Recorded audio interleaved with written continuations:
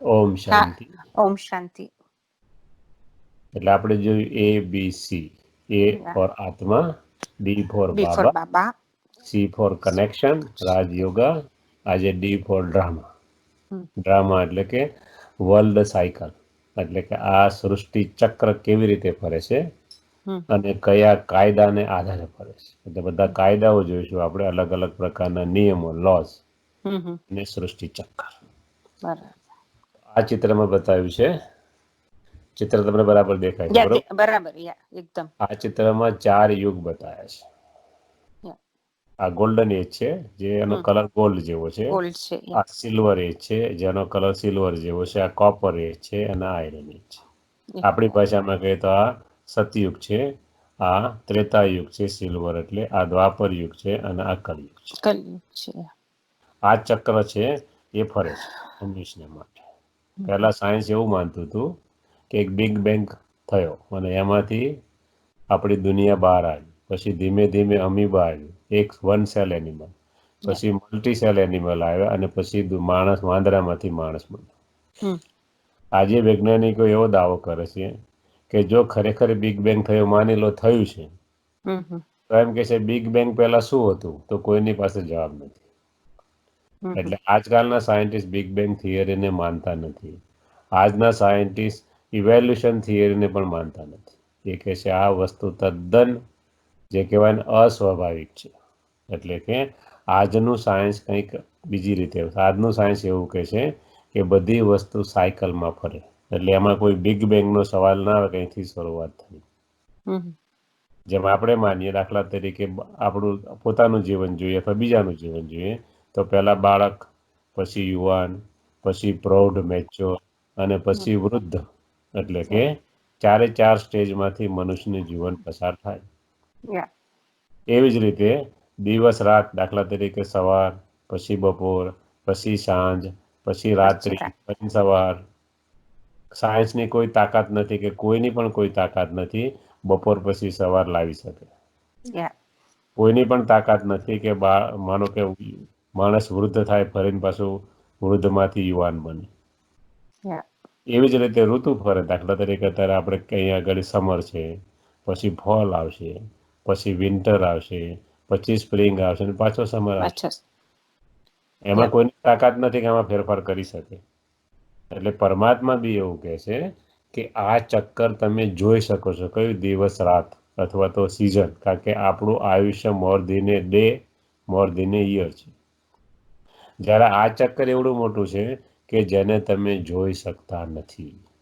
ગીતામાં વર્ણન છે આ ચક્રનું, અને કહે છે કે આ ચક્ર 5000 વર્ષનું છે. અને ઘણા બધા લોકો એવું કહે છે કે ના ભાઈ, કળિયુગને હજી 40,000 વર્ષ બાકી છે, શાસ્ત્રમાં લખેલું છે. પરમાત્મા કહે છે માની લો 40,000 વર્ષ બાકી છે, આપણે એક્સેપ્ટ કરી લઈએ. તો કહે છે ગૂગલમાં નાખો, 150 વર્ષ પહેલાં વર્લ્ડની પોપ્યુલેશન 100 કરોડ હતી. આજે આખા વર્લ્ડની પોપ્યુલેશન 800 કરોડ છે. ખાલી ઇન્ડિયાની જ પોપ્યુલેશન 133 કરોડ ઉપર પહોંચી ગઈ છે. યા, હવે જો 150 વર્ષમાં આટલું પોપ્યુલેશન વધતું હોય અને સાયકલનું આયુષ માનો કે 40,000 વર્ષ હોય, તો તો ક્યાં પહોંચશે? કેટલા માનવ થાય અને ક્યાં પહોંચ્યા? એટલે પરમાત્મા કહે છે આ સાયકલ 5000 વર્ષ. લોજિકલ જોવા જઈએ તો પણ આ સાયકલ લાખો વર્ષનું હોઈ ના શકે, કારણ કે લાખો વર્ષનું હોય તો આપણું પોપ્યુલેશન ક્યાંય દુનિયામાં સમાઈ ના શકે. યા, અને લોર્ડ ક્રાઇસ્ટ, એટલે કે ભગવાન ઈસુએ પણ એવું કહ્યું છે બાઇબલની અંદર કે મારા 3000 વર્ષ પહેલાં આ દુનિયા પર ભારતમાં સ્વર્ગ હતું, ક્લિયર કટ નામ સાથે. એટલે કે ભારત દેશમાં સોનાની દુનિયા સ્વર્ગ હતું. એટલે કે 2000 વર્ષ ક્રાઇસ્ટને થયા એપ્રોક્સિમેટ ગણીએ તો, અને 3000 વર્ષ બીજા એડ કરો, એટલે કે 5000 વર્ષ પહેલાં સંપૂર્ણ અહીંયા સ્વર્ગ હતું. એટલે કહેવાનો મતલબ કે 5000 વર્ષનું આ સાયકલ છે. ઘણા લોકો એમ કે ભાઈ આ સાયકલને તમે વાત કરો છો તો તમને કેવી રીતે ખબર પડે? એનું યાદગાર શું? તો આપણે હિન્દુ ધર્મની અંદર જોઈએ તો સ્વસ્તિક, જે અહીંયા ડાબી સાઈડમાં બતાવ્યું છે. આપણે સ્વસ્તિકના 4 સરખા ભાગ પાડીએ છીએ અને કોઈને એમ કહીએ કે ભાઈ આવું કેમ? અમે નાના હતા તો પ્રશ્ન પૂછતા, કેમ 3 કે 5 ભાગ નહીં કરતા? અને કેમ નાનો મોટો નહીં કરતા? ભાઈ, પરમાત્મા એમ કહે છે એટલા માટે નાનો મોટો નહીં કરતા અને સ્વસ્તિકને કે એ 4 યુગની યાદગાર છે. આ ભારત દેશમાંથી સતયુગ, ત્રેતા, આ સતયુગ છે લક્ષ્મીનારાયણનું રાજ હતું. પરમાત્મા કહે છે ત્રેતામાં શ્રી રામ શ્રી સીતાનું રાજ હતું. દ્વાપરમાં ધર્મ સત્તા અને રાજસત્તા અલગ પડે છે. દ્વાપર એટલે કે 2 ભાગ થાય છે, દ્વૈત, અને પછી આવે છે કળયુગ, એકના અનેક ભાગ, અનેક તંત્ર મંત્ર જંત્ર બધું જ. અંતે પરમાત્મા સંગમ યુગ, બહુ નાનો યુગ છે, એમાં આવે છે. ફરીને કળયુગમાંથી સ્વર્ગ બનાવે. એટલે કે આ સ્વસ્તિકનો મતલબ છે સ્વ એટલે કે આત્મા. હું આત્મા સ્થિત થાઉં છું. સ્વસ્તિકા એટલે કે આત્મા સ્થિત થશે એની અંદર, ચક્રની અંદર, કે ભાઈ હું જ આત્મા આ યુગમાં હતી ત્યારે લક્ષ્મીનારાયણ જેવી હતી, પાછી બીજા યુગમાં આવી એટલે રામ સીતા જેવી બની, ત્રીજા યુગમાં આવી એટલે ધીમે ધીમે મારી કળા ડાઉન થઈ, રાજાઓ બન્યા, પણ પવિત્રતા જતી રહી, વામમાર્ગ આવ્યો, કળિયુગ આવ્યો એટલે કોઈ કળા ઓલમોસ્ટ ના રહે. પરમાત્મા કહે છે આ ચક્કર તમે જોઈ ના શકો, કારણ કે તમારું આયુષ્ય મેક્સિમમ દેવતાઓનું આયુષ્ય 150 વર્ષ છે, એનાથી વધારે આયુષ્ય નથી. એટલે કહેવાનો ભાવાર્થ કે તમે તમારા જીવનની અંદર ક્યારેય આ પૂરેપૂરું ચક્ર જોઈ ના શકો. માત્ર પરમાત્મા જ જોઈ શકે, જે આ ચક્રમાં આવતા નથી. એટલે કે પરમાત્મા એવું કહે છે કે આ ચક્ર 5000 વર્ષનું છે અને ફર્યા કરે છે. સતયુગ, ત્રેતા, દ્વાપર, અને કળિયુગ. ફરી પાછું સતયુગ, ત્રેતા, દ્વાપર, આ ચક્ર ફર્યા જ કરે છે. આનો કોઈ અંત નથી. આપણે એવું કહીએ બધા ભેગા થઈને કે મરઘી પહેલાં કે ઈંડું પહેલાં, રાત દિવસ માથું ફોડીએ તો એનું કોઈ સોલ્યુશન આવે નહીં, કારણ કે મરઘીમાંથી ઈંડું બહાર આવે અને ઈંડામાંથી મરઘી બહાર આવે. તો પહેલું કોણ? પહેલું કોઈ નથી, કારણ કે સાયકલ છે, આ ફર્યા જ કરે, ફર્યા જ કરે. પરમાત્મા કહે છે એવી રીતે આ સૃષ્ટિ ચક્કર છે જે ઓલવેઝ ફર્યા કરે. કળિયુગ જાય એટલે સતયુગ આવે છે. એનર્જીનો નિયમ છે. એનર્જી નાઇધર બી ક્રિએટેડ નોર ડિસ્ટ્રોયડ, એટલે કે શક્તિને ક્યારે ઉત્પન્ન ના કરી શકાય, ક્યારે વિનાશ ના કરી શકાય. એનું ટ્રાન્સફોર્મેશન થાય. એટલે આ શક્તિ કેવી છે કે આ શક્તિ પહેલાં કેવી હતી? 16 કલા સંપૂર્ણ એટલે સતયુગ હતો. દાખલા તરીકે આપણે મકાન બનાવીએ તો મકાન પહેલાં બ્રાન્ડ ન્યૂ હોય, તો આ દુનિયા પહેલાં બ્રાન્ડ ન્યૂ હતી, ગોલ્ડન એજ. પછી ધીમે ધીમે કરતાં આપણે આપણું પુણ્ય, કારણ કે આપણે દેવતા બન્યા, પુણ્ય ખાતા થયા, ધીમે ધીમે આપણું ખાતું ઘટ્યું, તો એ દેવતાઓ ધીમે ધીમે ક્યાં આવ્યા? ત્રેતાયુગમાં આવ્યા. જેટલું સતયુગમાં સુખ છે એટલું ત્રેતાયુગમાં સુખ નથી, કારણ કે અહીંયા દેવતાઓની 16 કળા છે, અહીંયા દેવતાઓની 14 કળા છે. એટલા માટે શ્રી કૃષ્ણના હાથમાં મુરલી બતાવે છે, જ્યારે રામ સીતાના હાથમાં ધનુષ્માન બતાવે છે. કેમ? કારણ કે એ આત્માઓ જ્યારે આ દુનિયાનું પરિવર્તનનું કાર્ય થાય છે, પરમાત્મા એક સામાન્ય મનુષ્યનો આધાર અને જ્ઞાન આપે છે. જે આત્માઓ જ્ઞાન અને યોગના આધારે સંપૂર્ણપણે કૃષ્ણ જેવી બધી આત્માઓ અહીં આવે. જે આત્માઓ માયા જોડે યુદ્ધ કરતા કરતા આપણામાં રહેલી નેગેટિવિટી, આપણામાં રહેલા વિકાર, આપણામાં રહેલા વ્યસન, આપણામાં રહેલી કુટેવ, આપણામાં રહેલી ખરાબ આદતો અથવા તો ડિફેક્ટ્સ, ખામીઓ, એની સામે લડતા લડતા જે આત્માઓ એનો સમય પૂરો થઈ ગયો, કે સમય કાંઈ ઊભો ના રહે કોઈના માટે, એટલે સમય પૂરો થઈ ગયો. એટલે ત્રેતાયુગની આત્માઓ એટલે માયા જોડે લડતા લડતા એમને પૂરેપૂરો વિજય પ્રાપ્ત ના કર્યો, એટલે એ બધી આત્માઓ અહીંયા આવે. આ આત્માઓ આવી એ બધી પુનર્જન્મ આવે, અને બાકીની નવી આત્માઓ જે ઉપરથી આવે ધીમે ધીમે પરમધામથી આ બધી આત્માઓ નીચે ઉતરે અને અહીંયા આવે. એટલે કે સતયુગ અને ત્રેતા યુગ દરમિયાન ભારતમાં સંપૂર્ણ સ્વર્ગ હતું. કોઈ પણ પ્રકારનું દુઃખ, દર્દનું નામ નિશાન નહોતું. સતયુગની અંદર ડિક્શનરી બહુ જ નાની છે, બહુ જ લિમિટેડ છે, બોલવાનું ઘણું ઓછું છે, કારણ કે દેવતાઓ ઈશારાની ભાષામાં જ વાત કરે છે. એમની ભાષા છે દેવનાગરી લિપિ, એટલે કે દેવોના નગરમાં ચાલવાવાળી ભાષા. મોટા ભાગનું કામ ઈશારા. તો કે આપણે કેવી રીતે ખબર પડે? તો કે ભાઈ આપણે જોવું હોય તો આજનું સાયન્સ કઈ તરફ જઈ રહ્યું છે જરાક નજર મારી. તો કે ભાઈ પહેલાં આપણે સ્વિચ ઓન ઓફ કરવી પડતી હતી. આજે અમે અમારી ઓફિસમાં જઈએ છીએ આરબીસીની, તો અમારે સ્વિચ ઓન ઓફ નથી કરવી પડતી, ઓટોમેટિક સેન્સર લાગેલા છે અને ઓટોમેટિક લાઇટ થાય છે અને બંધ થઈ જાય છે. ઇવન વિન્ડોઝ પણ નથી ખોલવી પડતી. એવું મકાન બનાવેલું છે કે વિન્ડોઝ જેવી સનને જેવી ફ્લેક્સિબિલિટી આવે એના આધારે સેન્સરની મદદથી વિન્ડો પણ ઓટોમેટિક ખુલે અને ઓટોમેટિક બંધ થઈ જાય. Yeah. Nobody has two touch. 45 માળનું બિલ્ડિંગ છે, 2008માં બનાવ્યું હમણાં જ હજી. Uh-huh. અને આજે તમે જુઓ તો લેટેસ્ટ ટેકનોલોજી વાપરી છે એમાં. એટલે તમારે વિન્ડોઝ ઓપન નહીં કરવાની, એસી ઓન નહીં કરવાનું, रिमोट से भी नहीं. નહીં રિમોટ બી નહીં, ઓટોમેટિક સેન્સર જ લાગેલા છે. Uh-huh. એટલે બારે બી ઓટોમેટિક એનથી જ ખુલે. 45 માળની જેવી ઇન્ટેન્સિટી આવે લાઇટની એ પ્રમાણે હીટિંગ અને બંનેનું સેન્સ થાય સેન્સરથી અને Okay. ઓટોમેટિક ખુલે. એટલે Mhm. કહેવાનો ભાવાર્થ આપણે એ દુનિયા તરફ જઈ રહ્યા છે. પરમાત્મા કહે છે સતયુગ એવી દુનિયા છે કે દરેક વ્યક્તિ, દરેક દેવતાને હીરે જડિત સોનાના મહેલ છે રહેવા માટે. દરેક દેવતાને પોતાનું પુષ્પક વિમાન છે. ત્યાં કોઈ પ્રકારનું પેલું નથી, માત્ર એક્સરસાઇઝ કહી છે તો કે રાસ. Okay. ફ્રી હોય દેવતાઓ તો રાસ રમે છે, એમની એક્સરસાઇઝ છે, એમનો આનંદ છે, સંપૂર્ણ સુખ, સંપૂર્ણ શાંતિ, સંપૂર્ણ પવિત્રતા છે. આવી દુનિયા છે જેનું શાસ્ત્રોમાં વર્ણન છે. આપણે જેને ગાઈએ છીએ ભારત સોને કી ચિડિયા થી, તો પરમાत्मा के थी Mhm. मगर अभी नहीं है. इसलिए परमात्मा कहते हैं કે હું સોનાની ચિડિયા એને બનાવવા માટે આવ્યો છું. મારું કામ છે, મારો પણ પાર્ટ છે, તમારો પાર્ટ છે, એમ આ દુનિયા પર આવવું અને આ દુનિયાનું પરિવર્તન કરવું. તો કેવી રીતે થાય? દાખલા તરીકે કોઈ કન્ટ્રીની ઇકોનોમી બહુ ડાઉન હોય તો શું કરે? બીજા બધા કન્ટ્રી ભેગા થઈને પૈસા પંપ કરે અંદર ઇકોનોમીમાં અને ધીમે ધીમે કરતા ઉદ્યોગો સ્થપાય, ધીમે ધીમે કરતા એ ડેવલપ કન્ટ્રી બને. પણ બહારથી પૈસા નાખવા પડે. એવી જ રીતે પરમાત્મા કહે છે તમારી એનર્જી જ્યારે ડાઉન થઈ જાય એટલે બહારની એનર્જી તરીકે હું આ દુનિયા પર આવું છું અને હું સુપ્રીમ એનર્જી છું.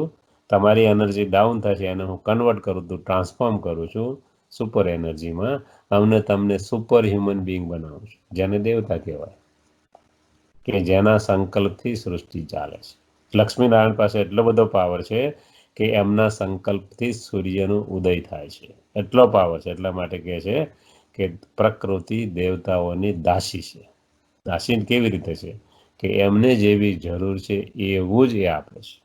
સતયુગમાં પરમાત્મા કહે છે ક્યારેય પાનખર હોતી નથી, હંમેશા વસંત ઋતુ. આપણને નવાઈ લાગે કે આ કેવી રીતે શક્ય છે? તો બ્રહ્માકુમારીઝમાં એક આઈઆઈટીના પ્રોફેસર છે, જે આઈઆઈટી ખરગપુર ખરિયાના head of the Yeah. Department છે.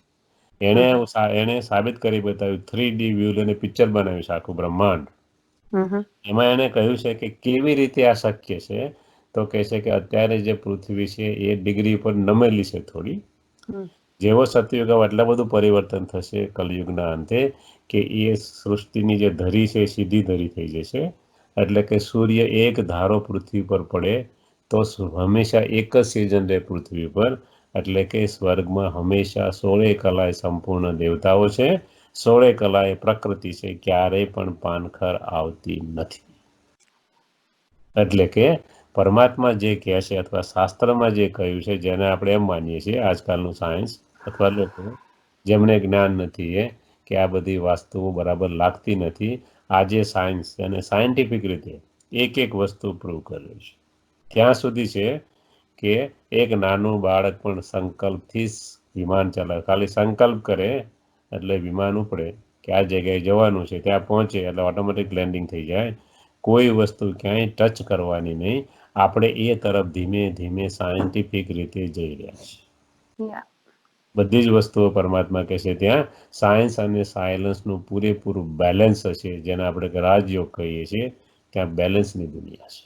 એટલે કે આવી દુનિયા 2500 વર્ષ સુધી ભારતમાં જ હતી, કારણ કે પોપ્યુલેશન ખૂબ ઓછું છે. એટલે આખી દુનિયા છે ખરી, પણ માત્ર ક્યાં છે? બીજા બધા પિકનિક પ્લેસ છે દેવતાઓના. જેટલા પરમાત્મા કહે છે ભગવાનના જેટલા સ્થાનો છે પરમાત્માના, એ બધા શું છે? પિકનિક પ્લેસ છે.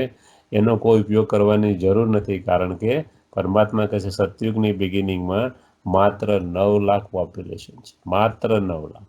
અત્યારે 800 કરોડ છે. 800 કરોડ. એટલે તો વાયરસ આવ્યો છે બાપા. હા, એટલે પરમાત્મા કહે છે આટલું મોટું પરિવર્તન છે. I know. હજી તો કે આ દુનિયાનું જે મહાપર્યામને આ જે ખરા જેનું નામ પરમાત્મા પ્રજાપિતા બ્રહ્મા રાખે, એનું નામ ઓરિજિનલ દાદા લેખરાજ હતું. આપણે છેલ્લા લેસનમાં આખો કલાક કવર કરીશું. પણ એના શરીરનો માત્ર આધાર લે છે. આ ભગવાન નથી, આ પરમાત્મા નથી. માત્ર એના શરીરનો આધાર લઈ અને મુખથી બોલવાનું જ કામ પરમાત્મા કરે છે. પરમાત્મા અલગ વસ્તુ છે, એન્ટિટી છે, અલગ પાવર છે. આ આપણી જેવા જ વ્યક્તિ છે. એટલા માટે બ્રહ્માને દાઢી મૂછ દેખાડી છે. કોઈ દેવતાને દાઢી મૂછ નથી હોતી, ક્લીન શેવ છે. એટલા માટે કે બ્રહ્માને કેમ દાઢી મૂછ છે? કારણ કે બ્રહ્મા એ કળિયુગનો અંતનું શરીર છે. પરમાત્મા એના શરીરનો આધાર લે છે. એ શરીર દ્વારા જ્ઞાન આપે છે. એટલે આપણે એવું માની લીધું કે કોઈ રથમાં કૃષ્ણ આવ્યા હતા અને એના ઉપર જ્ઞાન આપ્યું. ખરેખર કોઈ રથ નહોતો. રથ એટલે કે શરીર રૂપી રથ. પરમાત્માને પોતાનું શરીર નથી, એટલે બીજાના શરીરનો આધાર લે છે અને ડાયરેક્ટ એના શરીરમાં એનું અવતરણ થાય છે. એટલા માટે શિવનું જ્યારે મંદિર બને તો તમે કદાચ સાંભળ્યું છે, જોયું છે, અથવા ના સાંભળ્યું તો આપણા વડવાને પૂજ્ય તો કહેશે કે શિવલિંગનું અવતરણ હંમેશા ટોપ પરથી થાય, પછી એના પર સીલિંગ લાગે.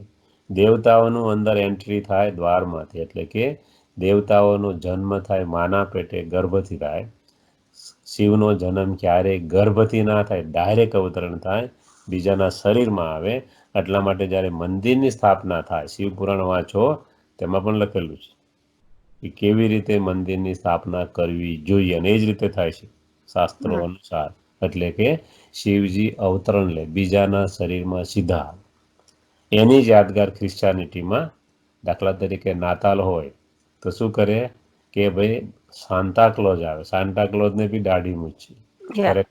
શાંતિ ઉપરથી સેન્ટા વર્ડ આવ્યો છે. બધું અભ્રંશ થઈ ગયેલું. આપણે રામ કહીએ તો એ લોકો રેમ કહે. ખાલી જાજો ફેર નથી, આપણા શબ્દ છે. આપણે દવે કહીએ તો એ લોકો દેવ કહે છે. એનું ઈ જ છે, ડીએવી જ છે. કહેવાનો મતલબ ઓરિજિનાલિટી આપણા કલ્ચરની બધે જ છે. ધીમે ધીમે કરતા એ લોકોએ એના પ્રમાણે ચેન્જ કરી ગયા. અભ્રંશ થઈ ગઈ બધી વસ્તુ. એટલે કે ઓરિજિનલ પરમાત્મા અવતરણ લે છે. એની યાદગાર સાન્તાક્લોઝ ચીમનીમાંથી આવે. ચીમનીમાંથી કોઈ પાસ કહેવાનો મતલબ કે પરમાત્મા બીજાના શરીરમાં આવે. આપણે કહીએ બ્રહ્મા, એ લોકો કહે સાન્ટાક્લોઝ. આટલો જ ફેર છે. સાન્ટાક્લોઝને પણ દાઢી મૂછ છે, બ્રહ્માને પણ દાઢી મૂછ છે. સાન્ટાક્લોઝ આવે છે અને બાળકો માટે શું અલગ અલગ પ્રકારની ગિફ્ટ લાવે. પરમાત્મા પણ આવે છે કોના શરીરમાં? બ્રહ્મા, એટલે કે સાન્ટાક્લોઝના શરીરમાં, અને સ્વર્ગરૂપી ગિફ્ટ લાવે છે. પેલી ગિફ્ટ નહીં ચોકલેટ ને જે કંઈ ખાતા હોય, પરમાત્મા સ્વર્ગ લાવે છે. આ બધી જ યાદગાર રૂપક બનાવેલી છે. એટલે કે ભારતમાં આ 2,500 વર્ષ દરમિયાન, એટલે કે અડધા કલ્પ દરમિયાન સંપૂર્ણ સુખ, સંપૂર્ણ શાંતિ, સંપૂર્ણ પવિત્રતા હતી. પરમાત્મા કહે છે 9 લાખથી શરૂઆત થયેલા દેવતા, એમનું આયુષ્ય અહીંયા 150 વર્ષ, પછી અહીંયા આગળ 100 થી 125 વર્ષ. અહીંયા જેવા આવ્યા હતા 9 લાખતા વધતા વધતા વધતા 2,500 વર્ષમાં 33 કરોડ દેવી દેવતા દુનિયા પર હતા. એ બધા ક્યાં ગયા? તો કશે વામ માર્ગમાં. આપણને એ ખબર નથી વામ માર્ગ. પરમાત્મા કશે વામ માર્ગ એટલે નીચો માર્ગ. વામ એટલે નાનું, એટલે કે ઉચ્ચ હતા દેવતાઓ, આત્માભિમાની હતા, એમાંથી દેહભાનમાં. જેનું વર્ણન ક્રિશ્ચિયાનિટીમાં છે કે એડમ અને ઈવને ગોડે એવું કહ્યું કે આ ફળ ના ખાતા, એપલ. પણ એમને ઇંતજારી એમને ફળ ખાધું અને એ નીચે આવી ગયા, દુનિયામાં ફેંકાઈ ગયા. કહેવાનો મતલબ એ ફળ કોઈ એપલ નહોતું, એ ફળ હતું દેહભાનનું ફળ. પણ એને બતાવવું કઈ રીતે? એટલે એમણે એપલના રૂપમાં બતાવ્યું છે. આપણે એમ કહ્યું દેવતાઓ વામ માર્ગમાં ગયા. એટલે કે દેવતાઓ દેહભાનમાં આવ્યા, ધીમે ધીમે વિકારની પ્રવેશતા થઈ. આજે પણ જગન્નાથપુરી જઈએ તો ગંદા ચિત્ર લગાવેલા. આપણે એમ થાય મંદિરમાં ગંદા ચિત્ર કેમ? કોઈને બી પ્રશ્ન થાય. તો અમે બધા ઇન્કવાયરી કરી તો ખબર પડી. અમારા એક ભાઈ છે એમણે તો કે પછી એક જમાનો ભાઈ એવો હતો કે છે સંન્યાસ ધર્મનો એટલો ફેલાવો હતો બૌદ્ધના વખતમાં અને શંકરાચાર્યના વખતમાં કે લોકો ઘર સંસારમાં રહેવા માટે કોઈ તૈયાર નહોતું. તો એને આકર્ષવા માટે એ બધાએ સંન્યાસી ના થાય, નગર સંસાર ચાલે કઈ રીતે? એટલા માટે એમના પૂજારીઓ, એટલા માટે અહીંયા આગળ જો માણસ સવારમાં ઉઠીને ક્યાં જાય કે મંદિરે દર્શન કરવા જાય. જો બધા સંન્યાસી થાય સંસાર કેવી રીતે ચાલે? એટલે કે સંસારને બચાવવા માટે એક આયોજન હતું. એટલા માટે ચિત્ર બને. અત્યારે જરૂર નથી, એ પૂજારી પણ કહે છે, પણ અમે આને ચેન્જ ના કરી શકીએ, મંદિરને તોડી ના શકીએ. યા એટલે આનું ખરેખર દરેક વસ્તુનું લોજિક છે, જે લોજિકને આપણે સમજતા નથી. એટલે પરમાત્મા કહે છે કે 2,500 વર્ષ જેવું થયું, માણસ દેવતામાંથી માણસ બન્યો. કેવી રીતે? દેહભાન આવ્યું, ધીમે ધીમે દેહભાનના આધારે આ દુનિયા આગળ વધી. જેવું અહીંયા દેહભાન આવ્યું એટલે 33 કરોડ દેવી દેવતા, તેમને કોઈ નુકસાન ના થયું. પણ અહીંયા આગળ સેમી ડિસ્ટ્રક્શન છે. જેમ અહીંયા આગળ વિનાશ છે, ડિસ્ટ્રક્શન છે, ક્યાં? કળિયુગના અંતે અને સતયુગની આદિમાં. એવી જ રીતે આ દ્વાપરની શરૂઆત અને ત્રેતાનો અંત, અહીંયા પણ સેમી ડિસ્ટ્રક્શન છે. એટલા માટે એમ કહે છે કે સોનાની દ્વારકા સમુદ્રની નીચે ચાલી ગઈ. કેમ? શોક લાગે છે પ્રકૃતિને. જે દેવતાઓ, જે મનુષ્યો, સંપૂર્ણ માનવો હતા, મનુષ્ય જ હતા એ લોકો, એમનો જે પાવર હતો, એમનો પાવર જતો રહ્યો જેવો દેહભાન આવ્યો હતો. એટલે એ પાવરનો આખો શોક થાય છે પ્રકૃતિ પર. અને પ્રકૃતિમાં ઘણા બધા ધરતીકંપ આવે છે. દેવતાઓને કોઈ અસર થતી નથી, કારણ કે દેવતાઓ બધા કેવા છે? સંપૂર્ણ છે, પવિત્ર છે, એમાં પાપ નથી. પણ ઘણી બધી સમૃદ્ધિ નીચે જતી રહેશે ખાલી દેહભાન આવવાથી. એટલે કે સર્વપ્રથમ અહીંયા આગળ રાજા વિક્રમાદિત્ય, જે કૃષ્ણ હતા એમની જ આત્મા રાધા વિક્રમાદિત્ય છે. એ જ આત્મા છે, birth by birth, birth by birth. અને સર્વપ્રથમ શિવલિંગની સ્થાપના કરે છે અને શિવની પૂજાની શરૂઆત થાય. જેવું દેહભાન આવ્યું, તરત એમ કહે છે કે આત્માના પિતા પરમાત્મા કોણ? કે વર્ષ એમનામાં આત્મામાં સંસ્કાર છે, યાદ છે, અને ખબર છે કે આ વર્ષો પરમાત્મા શિવ દ્વારા મળ્યો હતો. એટલે સર્વપ્રથમ શરૂઆત પૂજાની શિવથી થાય છે. અને જેવાય શિવલિંગની શરૂઆત કરે છે પૂજાની, તરત જ એક આત્મા આવે છે. કઈ? ઇબ્રાહિમ. ઇબ્રાહિમ આવે છે. અહીં લખેલું છે ક્યારે? 2,500 વર્ષ પહેલા. અને એ શું કહે છે કે ભાઈ હું ફ્રેશ આત્મા આવું છું ઉપરથી. પરમાત્મા ક્યારે લિંગમ રૂપે ના હોય, એ તો અલ્લાહ છે, નૂર છે, પ્રકાશ છે. એટલો જ મેસેજ. અને એ આવ્યા તો કોના શરીરમાં આવ્યા? ત્યારે કોઈ ઇસ્લામ નહોતું, બધા જ હિન્દુ હતા, કારણ કે દેવતા પોતાને દેવતા કહેવાને લાયક ના રહે. અને શિવની પૂજા ચાલુ કરી, બિંદુની પૂજા ચાલુ કરી. બિંદુનું અભ્રસ થયું હિન્દુસ્તાન, રહેવાનું સ્થાન. બિંદુની પૂજા ક્યાં થતી હતી? હિન્દુસ્તાનમાં. અને સિંધુ નદીના કિનારે આપણી સંસ્કૃતિ હતી. એટલે બંનેના આધારે નામ પડ્યું હિન્દુસ્તાન. અને આપણે દેવતા કહેવાને લાયક ના રહે, આપણામાં દેહભાન આવ્યું. એટલે આપણે શાંતિથી સ્વીકારી લીધું કે અમે હિન્દુ છીએ. બાકી હિન્દુ કોઈ ધર્મની નથી. પરમાત્મા એમ કહે છે આપણે હિન્દુ છીએ. કોઈને પૂછીએ આપણા ધર્મ સ્થાપક કોણ, તો આપણે એકાબીજાને સામું જોઈએ છીએ, કારણ કે આપણને ખબર નથી. પરમાત્મા કહે છે Hindu is a way of living, it is not a religion. અને કોઈ પણ રિલિજન તમે જુઓ, તે શું છે? એક પ્રકારની જીવન જીવવાની પદ્ધતિ છે. કોઈ ધર્મ સ્થાપકે એવું ક્યાંય નથી કીધું. ક્રાઇસ્ટ આવ્યા, લોર્ડ ક્રાઇસ્ટ 2,000 વર્ષ પહેલા. એમણે ક્રિશ્ચિયાનિટીની સ્થાપના કરી. એમણે ઓરિજિનલ હિબ્રુમાં કહ્યું. આખું જે બાઇબલ ખરું હિબ્રુમાં બોલેલા લખાતું ત્યારે પહેલાં આખું હિબ્રુમાં બોલ્યા છે. અને 300 વર્ષ પછી એ ગ્રીક ભાષામાં લખાય. એટલે ક્રિશ્ચિયન વર્ડ છે એ હિબ્રુમાં છે જ નહીં. ક્રાઇસ્ટને ફોલો કરવા વાળે પોતે પોતાની જાતને શું કહ્યું? ક્રિશ્ચિયન કહ્યા. કે અમે ક્રાઇસ્ટને ફોલો કરીએ એટલા માટે. આપણે પણ ફોલો કોને કરતા હતા? દેવી દેવતા. આપણને પરમાત્માએ વારસો આપ્યો. આપણે દેવી દેવતા કહેવાને લાયક ના રહ્યા, એટલે આપણે આપણી જાતને હિન્દુ કહી દીધું. અને આપણે હિન્દુ કહ્યું એટલે કે ભાઈ કોણ હિન્દુ? તો કે ભાઈ આ કરે હિન્દુ, જે પૂજા કરે, આ કરે, તે કરે. એટલે કે જે ઇસ્લામની આત્મા આવી, ઇબ્રાહિમની જે આત્મા આવી, એ કોઈ હિન્દુના શરીરમાં જ આવી રહી. તારે કોઈ ઇસ્લામ તો હતું જ નહીં. એટલે કે આપણે બધા એક જ પિતાની સંતાન છીએ. જેને આપણે કહે ને, એ લોકો આપણે કે બ્રહ્મા સરસ્વતી, એ લોકો કે એડમ અને ઈવ. કોણ? ક્રિશ્ચન લોકો. મુસલમાન લોકો કે આદમ અને બીબી. આટલો જ વેર છે. એટલે દરેકે દરેક ધર્મ આવું માને છે કે એક જ માણસમાંથી આપણે બધા જ પેદા થયેલા. એટલે કે મનુષ્ય સૃષ્ટિ રૂપી મનુષ્ય સૃષ્ટિની અંદર મનુષ્યનું બીજ ક્યારેય નાશ ના પામે. ખાલી ટ્રાન્સફોર્મેશન થાય કે પહેલાં સતયુગની અંદર સંપૂર્ણ 16 કલાએ મનુષ્ય હોય, જેને શ્રી કૃષ્ણ શ્રી રાધે કહેવામાં આવે. ત્રેતામાં આવે એટલે દરેકે દરેક આત્મા, એવું નહીં ખાલી દરેકે દરેક આત્મા એક જ કુળ છે ત્યાં આગળ.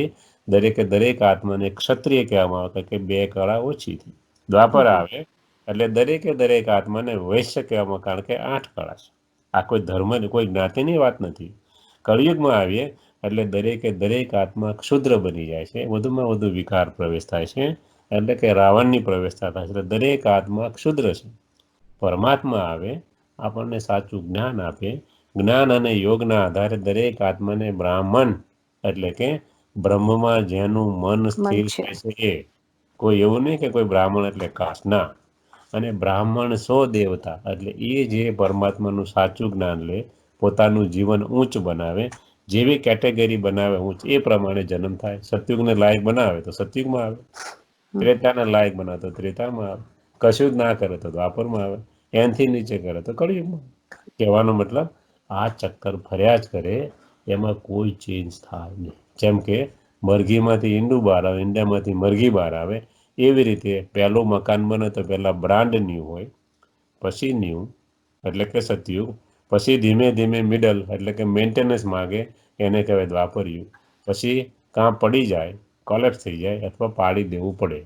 150 વર્ષ મેં પૂછ્યું હોય સિટીમાં કે ભાઈ આ મકાન મેં લીધું, કેટલી આયુષ્ય છે?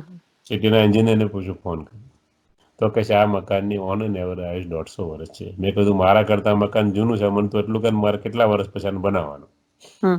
તો મને કે તમે જતા રહેશો ને તો બનાવવું નહીં પડે. બરાબર છે. અહીંયા સ્કાર્બરોમાં ઘરો જૂના છે બધા. હા, એટલે કારણ કે 57ની સાલના કન્સ્ટ્રક્શન મેં જોયું નહીં, 57નું કન્સ્ટ્રક્શન, મારો જન્મ 59માં છે. ઓકે. એટલે મેં કીધું મારા કરતાં આ મકાન તો જૂનું છે, આ કેટલા વર્ષ આ રહેશે હવે? તો મને કે તમે ચિંતા ના કર, તમે જતા રહેશો પણ મકાન નહીં જાય. બરાબર છે. એટલે કહેવાનો ભાવ મકાનની પરિસ્થિતિ આવી કે બ્રાન્ડ ન્યૂ, પછી ન્યૂ, પછી મેન્ટેનન્સ મિડલ, અને પછી અંતમાં ડિસ્ટ્રક્શન. એવી જ રીતે પરમાત્મા કહે છે આ દુનિયામાં પણ પહેલા બ્રાન્ડ ન્યૂ એટલે સતયુગ, સત્યુગ. પછી ન્યૂ એટલે ત્રેતાયુગ, પછી મિડલ એટલે દ્વાપરયુગ, અને પછી અંત એટલે કળિયુગ. અને પછી ફરીને સતયુગ આવે છે કે એમાં કશું નવું હોય નહીં. તો આપણને એ પ્રશ્ન થાય કે તો ટ્રાન્સફોર્મેશન કેવી રીતે થાય છે? તો પરમાત્માએ કહ્યું છે ટ્રાન્સફોર્મેશન માટે સાક્ષાત્કાર કરાયો છે. કે ટ્રાન્સફોર્મેશન કેવી થાય? તો કે ભાઈ તમે કૃષ્ણનો જન્મ બતાવો, ક્યાં બતાવો? જેલમાં. આપણે બતાવીએ છીએ, રાત્રે 12 વાગે બતાવીએ છીએ. પરમાત્મા કહે છે રાત્રે 12 વાગ્યાનો મતલબ કળિયુગ પૂરો થાય છે. આ સ્થૂલ વસ્તુ નથી, પણ તમે સ્થૂલમાં બતાવો કે વસ્તુમાં બતાવ્યું છે. 12 વાગે એટલે કે કળિયુગ પૂરો થાય, ઘોર રાત્રિ, અજ્ઞાન રૂપી અંધકાર છે.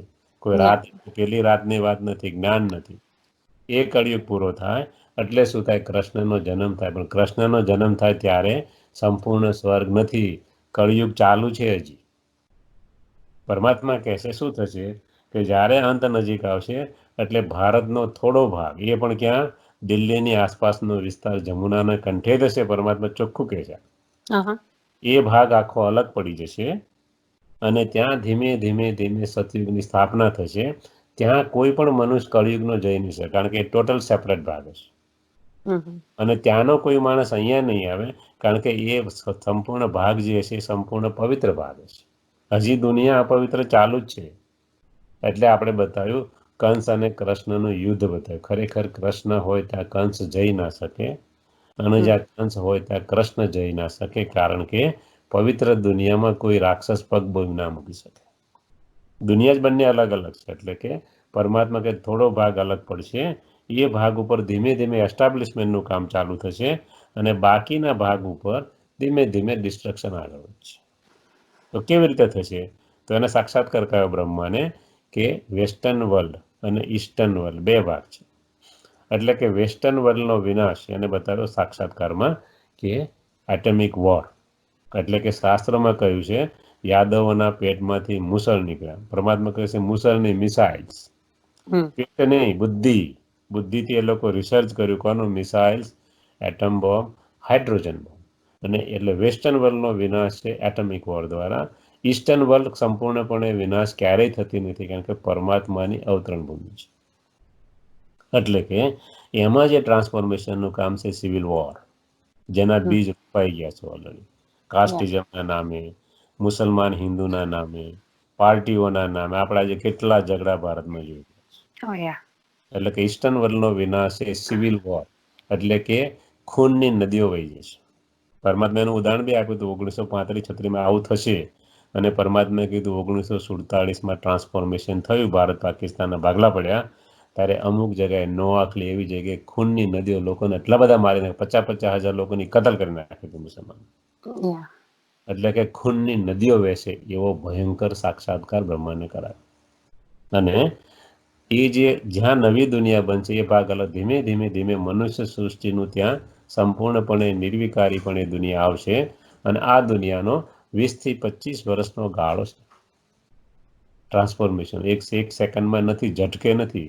કોઈ પણ વસ્તુ ધીરે ધીરે ધીરે પરિવર્તિત થાય. એટલે કે ધીમે ધીમે ધીમે એ દુનિયા આગળ. સાયન્સ આજે બી કહે છે કે દ્વારિકા, સોનાની દ્વારિકા 1200 કિલોમીટર નીચે છે. એમને દેખાય છે આજે બી.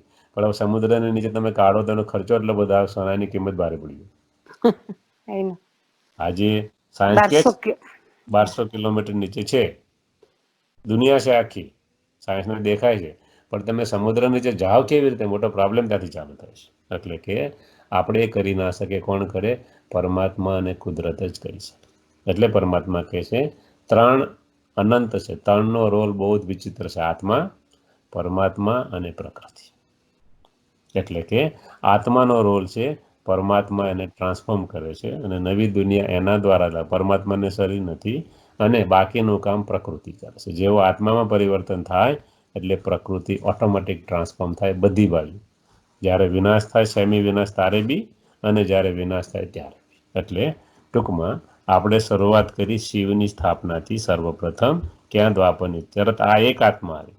ધીમે ધીમે ભારતમાં શું થયું? રાજાઓનું રાજ વધ્યું. રાજાઓ હતા બધા ભારતમાં, રાજાઓ મહારાજાઓ હતા. અને એ અંદર અંદર લડવા લાગ્યા જેમ જેમ સમય આવ્યો. એટલે બુદ્ધની આત્મા આવી અને એમણે એમ કહ્યું, બુદ્ધે 2250 વર્ષ પહેલા, ઇતિહાસ છે આપણી જોડે, 2000 વર્ષ આજુબાજુનો બધો ઇતિહાસ આપણી પર લખેલો છે.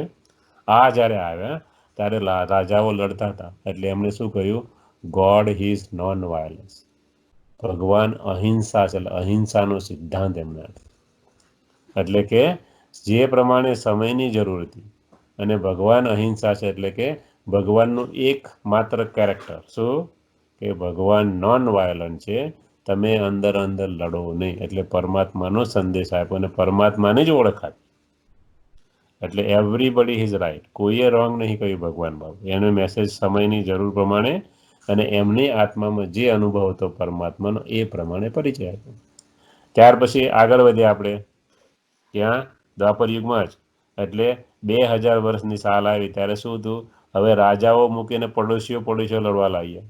કારણ કે વસ્તી વધી. એટલે ક્રાઇસ્ટ આવે, એને કહ્યું ભાઈ લડો નહીં. ગોડ ઇઝ લવ. સાચી વાત છે એકદમ. ભગવાન પ્રેમના સાગર છે. તમે એમના બાળકો છો. આઈ એમ એ મેસેન્જર ઓફ ગોડ. એને ક્યારે નથી કીધું આઈ એમ એ ગોડ. એને હંમેશા કીધું છે આઈ એમ એ સન ઓફ ગોડ. કોઈ પણ ધર્મ સ્થાપકે એવું નહીં કીધું કે આઈ એમ એ ગોડ. કૃષ્ણએ પણ ક્યાંય નથી કીધું આઈ એમ એ ગોડ. ક્યાંય નથી કીધું આઈ એમ એ હિન્દુ. નો.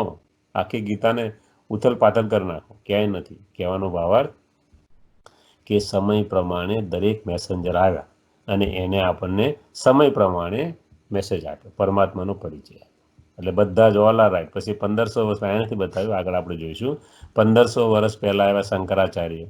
એમણે સંન્યાસ ધર્મની સ્થાપના કરી. એમણે કહ્યું સંસારમાં રહીને પવિત્ર બની ના શકાય અને ગોડ ઇઝ પ્યોરિટી.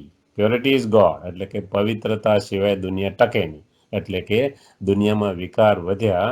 પવિત્રતાની બહુ જરૂર હતી દુનિયાને આગળ ચલાવવા માટે, નકર દુનિયા ભસ્મ થઈ જાય, બળીને ભસ્મ. એટલા માટે એમણે એમ કીધું સંસાર છોડી અને સંન્યાસી થઈ જાઓ અને સંસારને ટકાવી લાવો. ત્યાર પછી 1400 વર્ષ પહેલાં મુસલમાનના ધર્મ સ્થાપક મોહમ્મદ પૈગંબર, એમને પણ ક્યાંય નથી કીધું. એમણે પણ એ જ કહ્યું અલ્લાહ નૂર છે, પ્રકાશ છે. એટલે કે આ જે ઇબ્રાહિમ આવે ઇસ્લામ ધર્મ જે ખરો એ ખરેખર જ્યુઇશ ફેમિલી ઓફ રિલિજન છે. એટલે આમાંથી જ્યુઇશ, ત્યાર પછી ખ્રિશ્ચન અને ત્યાર પછી મુસલમાન. કહેવાય છે આમને ઇબ્રાહિમને 2 દીકરાઓ હતા, ઈસા અને મૂસા. ઈસામાંથી ઈસાઈ, મૂસામાંથી મુસલમાન. એટલે કે આને અબ્રાહમ જે આવ્યા એમણે જે સ્થાપના કરી એ original Jewish family of religion. અને આપણે જે ધર્મની સ્થાપના કરી હિન્દુ કીધો એ ઓરિજિનલ આદિ સનાતન દેવી દેવતા ધર્મ, જેમાંથી બૌદ્ધ ધર્મ પણ આવ્યો. સંન્યાસ ધર્મ પણ હિન્દુઇઝમનો જ ફાટો છે. બૌદ્ધ પણ હિન્દુઇઝમનો જ ફાટો છે બેઝિકલી. બૌદ્ધ કોણ હતા? બૌદ્ધ રાજાના દીકરા હતા. ખબર ને, આપણે હિસ્ટ્રી જોઈએ છે આખું. હિન્દુ હતા બૌદ્ધ. એટલે કે મગધ દેશના રાજા હતા. એટલે કહેવાનો મતલબ કે 2 જ મેઇન ચાલ્યું. એક બાજુ આપણે બધા મૂર્તિ પૂજા પૂજામાં માનવા લાગ્યા. એક બાજુનો પંથ એવો ચાલ્યો કે જે નિરાકાર પરમાત્માને માનવા લાગ્યા. ધીમે ધીમે આપણી દશા શું થઈ કે આપણે શિવની પૂજા ચાલુ કરી, આપણું ધ્યાન ના લાગ્યું, એટલે ધીમે ધીમે આપણે કૃષ્ણ જે સર્વપ્રથમ રાજકુમાર હતા, સર્વપ્રથમ સંપૂર્ણ પવિત્ર મોસ્ટ પાવરફુલ સોલ છે દુનિયાની, એ સોલ વિક્રમાદિત્ય બને છે. અને અંતમાં એ સોલમાં પરમાત્મા આવે છે. સોલ જન્મ બાય જન્મ નીચે જાય. આપણી જેમ આપણે જેમ દેવતામાંથી મનુષ્ય બન્યા, એ પણ દેવતામાંથી મનુષ્ય બને. અને એક દેવતા ના હોય ને, 9 લાખ દેવી દેવતા છે, 33 કરોડ અંતમાં છે. એટલે કે ધીમે ધીમે ધીમે આપણું મન ના લાગ્યું શિવમાં, નિરાકારમાં, એટલે આપણે શ્રી કૃષ્ણ રાધેની પૂજા કરવા લાગ્યા. ધીમે ધીમે ધીમે નીચે ઉતરતા ઉતરતા શ્રી રામ શ્રી સીતાની પૂજા કરવા લાગ્યા. અને ત્રેતાના દ્વાપરના અંત સુધીમાં તો આપણે 33 કરોડ દેવી દેવતાની પૂજા. ઇવન બાલકૃષ્ણને માનવા વાળા યુવાન કૃષ્ણને ન માને, એટલી બધી આપણી હાલત ખરાબ છે આજની. અને આપણી નહીં, મેં આપણે આગળ કહ્યું તો આ ક્રિશ્ચનના 3 અહીંયા ગાડી છે, મેં કહ્યું તો પ્રોગ્રેસ છે, એલ્સમેર છે, બધા જ અલગ અલગ માને છે, છતાં કહે છે બાઇબલ એક છે.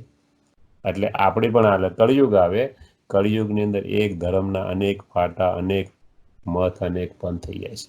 ત્યારે કળિયુગના અંતે પરમાત્મા આવે અને આપણને જ્ઞાન આપે. એક શરીર, વૃદ્ધ શરીરનો આધાર લે, એનું નામ પરમાત્મા રાખે, પ્રજાપિતા બ્રહ્મા, એનું નામ દાદા લેખરા છે ઓરિજિનલ, એનું નામ આ રાખે અને એના દ્વારા સ્થાપના કરાવે. જ્ઞાનનો કળશ બહેનો પર મૂકે છે, ભાઈઓ પર નહીં. બહેનોમાં ભગવાનની ભાવના વિશેષ હોય અને જ્ઞાનની ગંગા વેવડાવે, અને એ દ્વારા જ્ઞાન અને યોગના આધારે નવી દુનિયા લાવે અને ફરી પાછા ચક્કર ચાલુ થાય. એટલે કે આ ચક્ર ફર્યા કરે છે, આમાં કોઈ અંત આવતો નથી. આપણે વિગતવાર જે જોયું એનું વર્ણન અહીંયા છે. આ બાજુ સ્વસ્તિક બતાવે છે, અહીંયા આ ફરીને બધા ધર્મ બતાવે છે આપણે જે જોઈ ગયા એ. ગોલ્ડન એજ એટલે કે રાઈટ આર્મ, એટલે કે આપણો જમણો હાથ હંમેશા કેવો માનવો? પવિત્ર, એટલે કે ડિવાઇન ક્વોલિટી છે. કમ્પ્લીટ પ્યોરિટી, પીસ અને પ્રોસ્પેરિટી છે. ત્યાર પછી ધીમે ધીમે સિલ્વર એજ આવે છે, એક હાથ ધીરે નીચે જાય છે, એટલે કે થોડી પ્યોરિટી ડાઉન થાય છે. 2 કળા, 16 કળા હતી સતયુગમાં, એ 14 કળા કહેવાય છે. જેમ ચંદ્રમાની કળા ઘટે, પૂનમનો ચંદ્ર, પછી ધીમે ધીમે ધીમે કરતાં કરતાં જેમ વધે અને ઘટે ચંદ્રમાની કળા, એવી જ રીતે આપણે આત્માઓની આ કળા છે, એટલે કે પાવર છે, એ ધીમે ધીમે ઘટતો જાય છે. આપણે કારણ કે આપણે આપણું પુણ્ય ખાઈએ છીએ, એટલે ધીમે ધીમે એમાં 2 કળા ઓછી થાય છે, થોડી ક્વોલિટી ઘટે છે, પણ છતાં અહીંયા આગળ સંપૂર્ણ સ્વર્ગ છે આ બંને દુનિયા. ધીમે ધીમે કોપર એજ આવે છે, એટલે કે વિકારની, અનરાઇટિયસનેસની શરૂઆત અહીંથી થાય છે. ડાબો હાથ છે, એટલે ડાબા હાથને આપણે અપવિત્ર ગણીએ છીએ, અને ધીમે ધીમે આપણે નીચે જઈએ છીએ. સેકન્ડ ગ્રેડ થઈ જાય છે નેચરમાં પણ, ક્વોલિટી આપણે ડાઉન થાય છે, આપણો એક્શન એટલે કર્મ બદલાય છે, 4 ધર્મ આવે છે, ઝઘડાઓ વધે છે, અંદર અંદર ફાટફૂટ પડે છે, અને ધીમે ધીમે દુઃખની શરૂઆત અહીંથી થાય છે. ધીમે ધીમે આયરન એજ આવે છે, ઇમ્પ્યોરિટી, સફરિંગ ખૂબ વધી જાય છે, ઝઘડાઓ ખૂબ વધી જાય છે, અંત આવે છે, એટલે કેલેમિટીઝ, નેચરલ કેલેમિટીઝ ખૂબ થવા મળે છે. 200થી વધારે રિલિજન છે. એટલે કે અત્યારે આપણે આવીને ઊભા છીએ ક્યાં?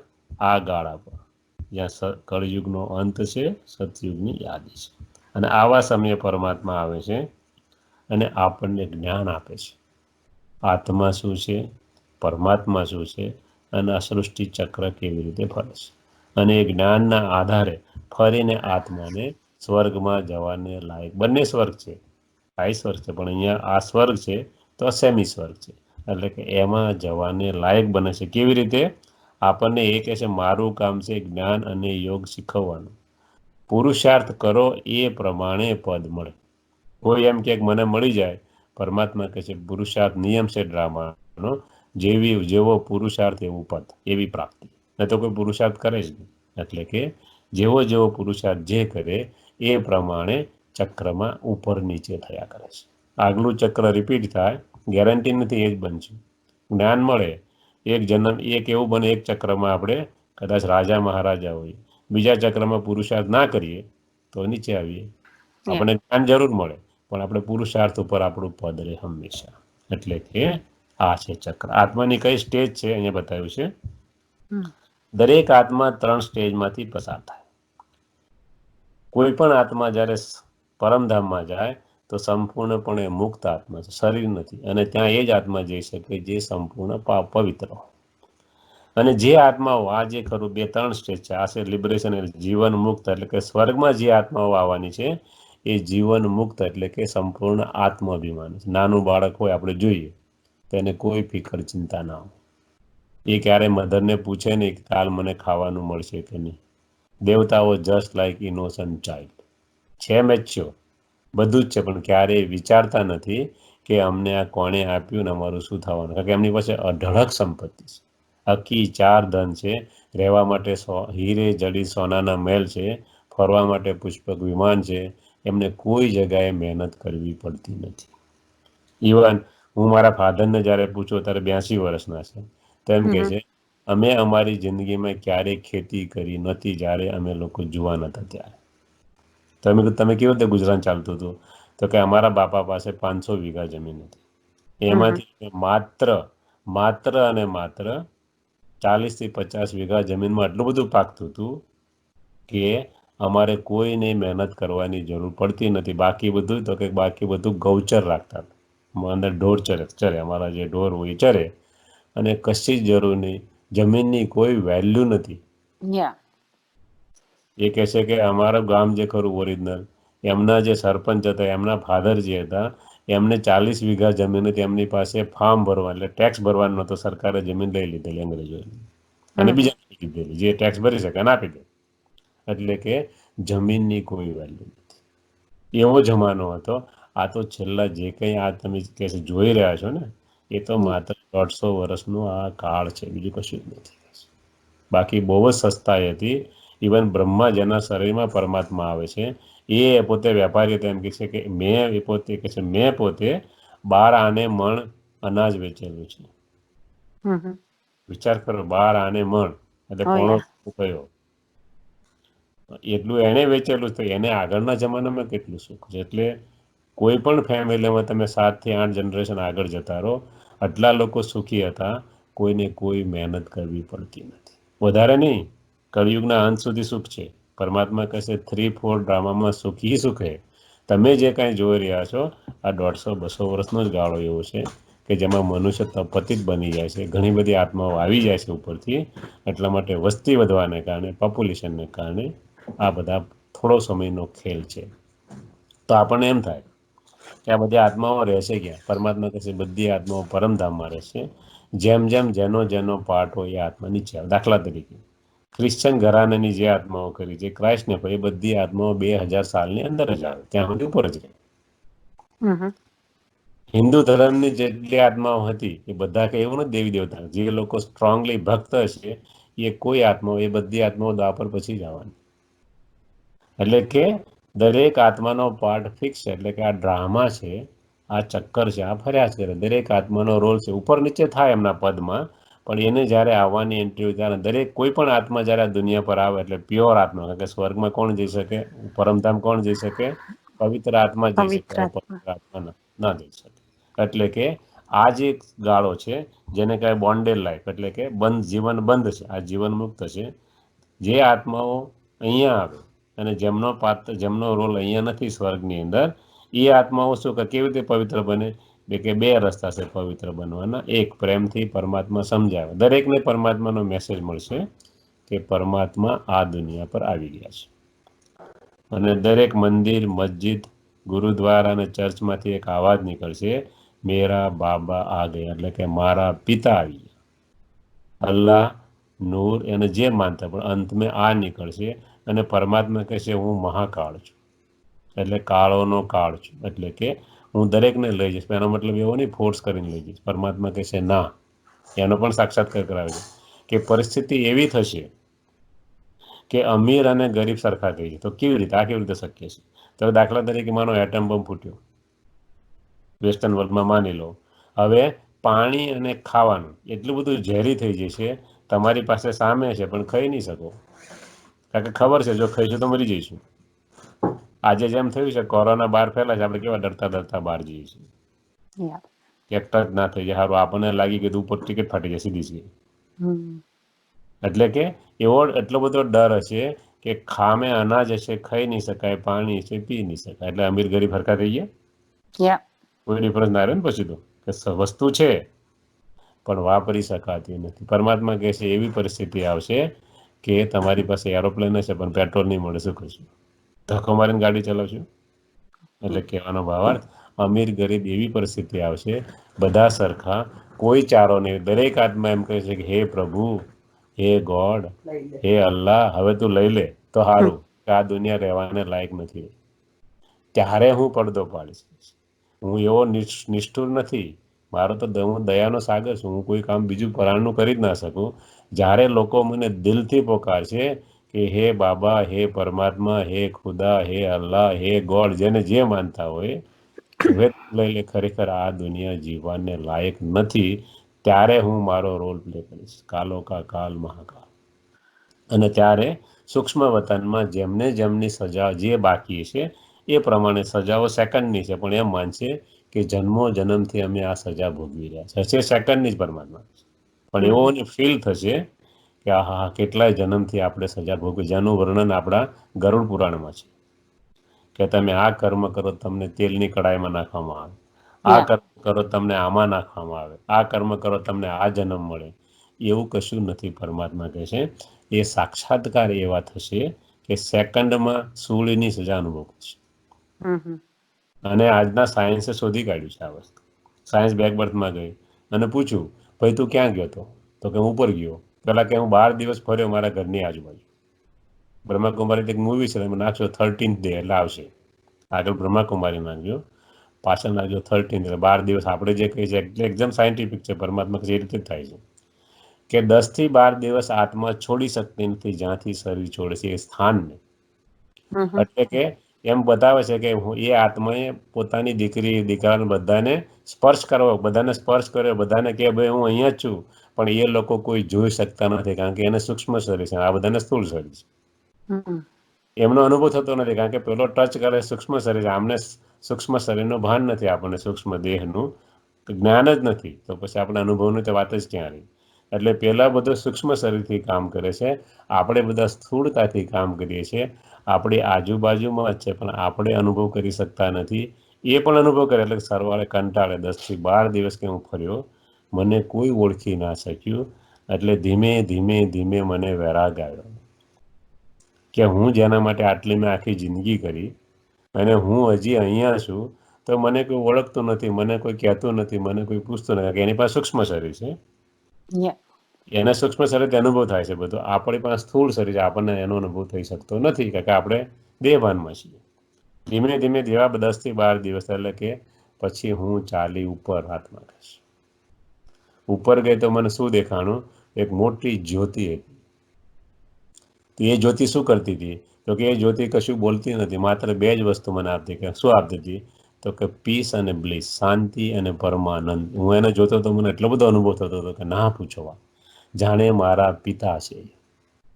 એટલો બધો મને અનુભવ થયો કે હું ધીમે ધીમે મારા તમામ પાપોની, કર્મોની કબૂલાત કરવા લાગી કે મેં આ કર્યું, મેં આ કર્યું, મેં આ કર્યું, મારાથી આ ભૂલ થઈ ગઈ, મારાથી આવું થયું. જેને આપણે કહીએ છીએ ને કે ભગવાન આગળ જાય તો તમામ કર્મોની કબૂલાત કરે, એવું તમામ મેં મારી જાતે જ બધું જ કબૂલાત કરી લીધું. પછી મેં કહ્યું કે મારું આટલું હજી કામ બાકી છે. એટલે મેં જ નક્કી કર્યું કે મારે પુનર્જન્મમાં જવું છે. તો એ શું કરતી હતી જ્યોતિ? જ્યોતિ તો માત્ર એક જ કામ કરતી હતી, પીસ અને બ્લિસ આપવાનું, બીજું કશું જ નહીં. એ તો નો ઇન્ટરફરન્સ. એટલી બધી મને શાંતિ અને પરમાનંદનો અનુભવ થયો કે બસ હું કબૂલ કરી ગયો. અને ફાઇનલી મેં જ નક્કી કર્યું મારા કર્મો અનુસાર, જેને આપણે કહીએ કે અમુક જગ્યાએ મારા કર્મના હિસાબ કિતાબ બાકી છે, એટલે હું જન્મ લઉં છું અને ત્યાં ગર્ભ તૈયાર છે, હું ગર્ભમાં પ્રવેશ કરું છું. એટલે કહેવાનો ભાવાર્થ, શાસ્ત્રમાં જે લખેલું છે બહુ યુક્તિયુક્ત રીતે લખેલું છે, બહુ જ ગહન રીતે લખેલું છે. અને એ રીતે થાય જે આવીને પરમાત્મા આપણને સમજાવે છે. એટલે કે દરેક આત્મા મુક્તિ, જીવન મુક્તિ અને જીવનબંધ આ સ્ટેજમાંથી પસાર થાય. એટલે વેસ્ટર્ન વર્લ્ડ આજે રીચ કેમ છે? ઘણા લોકો આવો ક્વેશ્ચન કરે કે ભારતમાં આટલી ભક્તિ છે, આટલું ભગવાનને માને છે, લોકો આટલા શાકાહારી છે છતાં આટલા દુઃખી છે, અને આ લોકો માંસાહારી છે, આટલું ખાય છે, એટલું આમ છે, તો એ લોકો સુખી કેમ છે? એટલા માટે સુખી છે કે આત્માઓ નવી આવી છે, ક્યાંથી? ઉપરથી. હજી એનો પાવર છે. આપણે તો 5000 વર્ષ પહેલાંથી આવી ગયા છીએ અને ભોગવતા ભોગવતા ભોગવતા અંતિમ સ્થિતિમાં આવે છે. જ્યારે એ આત્માઓ 1 કે 2 જન્મ માટે આવે છે, એટલે નેચરલ છે એમની પાસે પાવર હોય, કારણ કે પ્યોર આત્મા આવે છે આ ઇમ્પ્યોર દુનિયામાં પણ એક જ જન્મમાં સતો રજો તમો 4 સ્ટેજમાંથી પાસ, સતો પ્રધાન, સતો રજો તમો, અને આપણે એ સ્ટેજ પાસ કરતાં કરતાં 5000 વર્ષ લાગે છે. એટલે કે આપણે એટલા સુંદર નથી, કારણ કે એમની આત્મા સુંદર છે, આત્મા પ્યોર છે. હજી એક જ જન્મમાં, દાખલા તરીકે ટ્રમ્પની આત્માની વાત કરીએ તો ફ્રેશ આત્મા છે, પાવર છે, દુનિયાનું રાજ કરે છે, પણ એક જ જન્મમાં કેટલા બધા પ્રોબ્લેમ્સ, કેટલા બધા લફડાઓ. કોઈ પણ હોય, મોટો માનો કે કોઈ મોટો એક્ટર હોય, કે કોઈ મોટો અભિનેતા હોય, કે કોઈ મોટો પોલિટિશિયન, એ બધી કેવી છે? ઓછા જન્મવાળી આત્મા છે, એટલે કે પાવરફુલ આત્મા છે આપણા કરતાં. કે આપણે આપણું પાવર ધીમે ધીમે બેટરી ડિસ્ચાર્જ થઈ ગઈ. એમની બેટરી હજી 4 છે, પણ એમની બેટરી કેવી છે? એક જ દિવસ જેમ ચાલતી હોય, કોકની બેટરી, કોઈક ફોનની બેટરી આખો દિવસ ચાલે, કોઈ ફેનની બેટરી હોય તો 4 કલાક જ ચાલે. કહેવાનો મતલબ કે એમની બેટરી ચાર્જ છે હજી, અને એક જ જન્મમાં બધું જ ડિસ્ચાર્જ થઈ જાય છે. એટલે જેટલી પાવરફુલ વ્યક્તિઓ છે એ બધી જ ફ્રેશ આત્માઓ છે. એટલે એ બ્યુટીફુલ પણ છે શરીરથી, અને જોડે જોડે રીચ પણ છે. એટલે કે એ આત્માઓ સંપૂર્ણ સુખ જોઈ પણ શકતી નથી, તો એ સંપૂર્ણ દુઃખ પણ નથી જોઈ શકતી. જેટલા હાઈએસ્ટ એટલા જ લોએસ્ટ. એટલા માટે ભારતની હાલત કેમ ખરાબ છે? એટલા માટે કે ભારત સોનાની દુનિયા હતી, ઘી દૂધની નદીઓ વહેતી હતી, એ જ ભારતમાં ખૂનની નદીઓ વહે. ટ્રાન્સફોર્મેશન જેટલું હાઈએસ્ટ એટલું જ લોએસ્ટ જાય, ફરીને પાછું એ હાઈએસ્ટ બને. આ દુનિયાનો પ્રકૃતિનો નિયમ છે. હવે પ્રકૃતિ આપણે જોઈએ તો કે ભારતની અંદર તમે ઇતિહાસ વાંચો તો આ મેં અહીંયા માત્ર 10 યુનિવર્સિટી બતાવી છે. તમે ખાલી લોર્ડ મેક્યુલેનું વખતનું તમે વાંચશો તો લોર્ડ મેક્યુલે અને એમના ગુરુ હતા, એટલે એમના જે બોસ હતા એ હતા વિલિયમ એડમ. એ બેએ લોર્ડ ઓફ હાઉસમાં ડોક્યુમેન્ટેશન કરેલું છે બધું 1835માં. અને એમને ત્યારે કહ્યું હતું કે ભારત દેશ ગુલામ બની જ ના શકે. કેમ? તો કે ભારત દેશનું એક એક ગામ સ્વતંત્ર દેશ જેવું છે. કોઈના પર ડિપેન્ડ. હરેક ગામમાં મોચી, હરેક ગામમાં સોની, હરેક ગામમાં સુથાર, હરેક ગામમાં લોહાર. કોઈને બીજાની જરૂર ના પડે. એટલે કે આ દેશ ગુલામ બની જ ના શકે. અને જો આ દેશને આપણે 1000 વર્ષ લૂંટવો હોય તો શું કરવું પડે? તો કે એજ્યુકેશન સિસ્ટમ તોડી કાઢવાનો. અને આર્કિયોલોજીકલ સર્વે ઓફ ઇન્ડિયાને શોધી કાઢ્યું છે કે 1000 વર્ષ પહેલાં જ્યારે અલગ અલગ પ્રકારના મુસ્લિમ લોકોના હુમલાઓ થયા, ત્યારે ભારતમાં 100થી વધુ યુનિવર્સિટીઓ હતી. અને માત્ર મેં તમને અહીંયા ગાડી 10 યુનિવર્સિટીના નામ બતાવ્યા છે. અને એના તમારે વધારે જોવું હોય તો આર્કિયોલોજીકલ સર્વે શું કહે છે? રત્નાગીરી ક્યાં હતી, પુષ્પાગીરી ક્યાં હતી. ત્યારે તો ભારત એક હતું, 3 બાંગ્લાદેશમાં છે, એક પાકિસ્તાનમાં છે તક્ષશિલા, નીચેની 3 બાકીની બધી જ. એક ગુજરાતમાં પણ છે વલ્લભી યુનિવર્સિટી, વલ્લભી એની આજુબાજુની, અને બાકીની બધી નોર્થમાં છે. કહેવાનો ભાવાર્થ યુનિવર્સિટી એજ્યુકેશન માત્ર ભારતમાં હતું. India was the only country to have the university education in ancient times, and the reason why they were all shattered by the invaders. મુસ્લિમો આક્રમણકારીઓ આવ્યા,